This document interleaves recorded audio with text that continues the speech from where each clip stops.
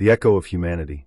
For millennia, the galaxy had thrived under the influence of advanced alien civilizations, each bound together by a force known as the echo. This psychic resonance was more than just a network, it was the very lifeblood of the universe's most evolved species. Every alien in the galaxy was connected to this vast, invisible web, their thoughts intertwined and shared, their actions often predetermined by the influence of the collective mind.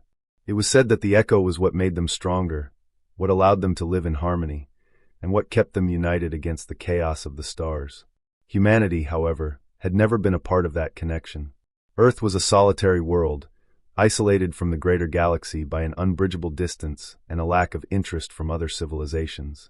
It wasn't until the day the alien emissaries arrived that humanity even learned of the echo's existence. A group of sleek, elegant ships appeared in Earth's atmosphere, their arrival signifying the dawn of a new era. The aliens, members of an ancient species known as the Zethar, had traveled across the galaxy for one purpose: to establish contact with the primitive humans. The Zethar had long watched humanity, studying its progress from afar. They had seen the small, ambitious species develop technology and space travel. Yet, they never truly understood the human race. When first contact was made, the Zethar were surprised by the humans' resistance to their mental influence. Every alien species, from the oldest to the newest, had been a part of the echo. But humans? They were completely unaffected. At first, the Zethar were intrigued. They believed the lack of resonance was a flaw, perhaps a weakness in the human mind, something that needed fixing. They tried everything they could to connect humans to the echo, attempting to link them with the psychic force that had united the galaxy. But time and time again, their attempts failed. The humans were immune. The Zethar were baffled, as no species in history had ever existed without being a part of the echo. It wasn't until the first meeting of the Galactic Council that the true implications of humanity's immunity became clear. The council chamber was a vast, illuminated space, filled with representatives from every major species in the galaxy. Each species was connected to the echo, their thoughts synchronized, their actions dictated by the collective mind. It was a harmonious blend of different beings who, through centuries of shared thought and experience, had created a unified galactic society. But as the humans entered the chamber, a distinct difference was immediately apparent. They were not bound to the collective.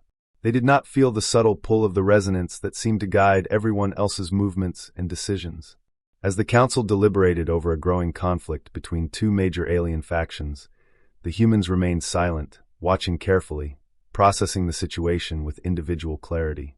The Zethar, who had long prided themselves on their mental unity, were startled. The humans, isolated from the echo, were unpredictable. They could think for themselves.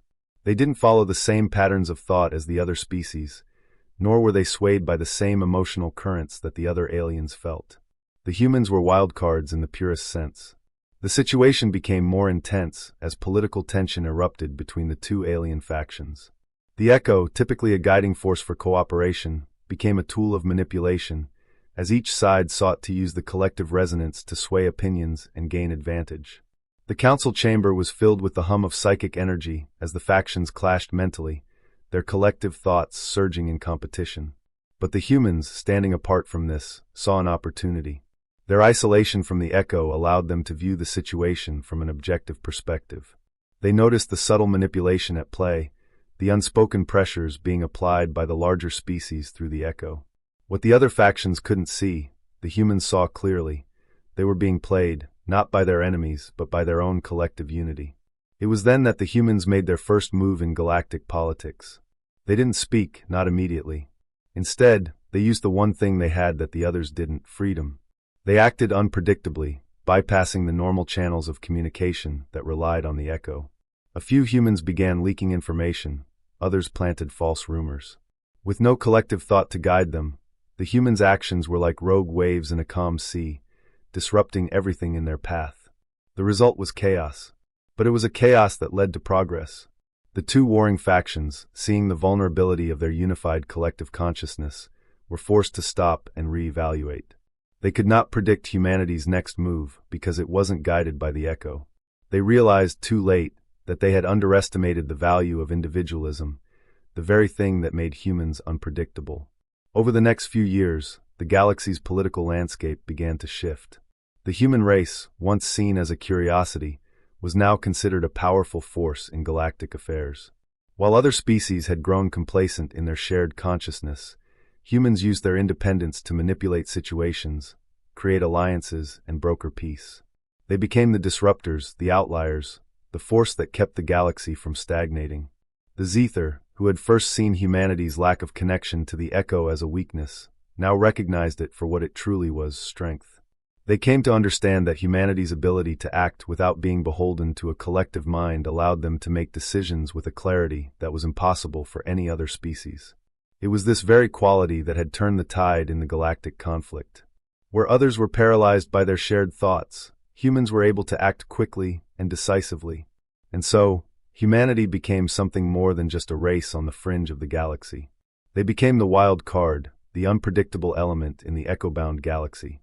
Through their freedom from the psychic resonance, they reshaped the galaxy's political system, showing all species that sometimes, to secure a place in the universe, one must first stand apart from it.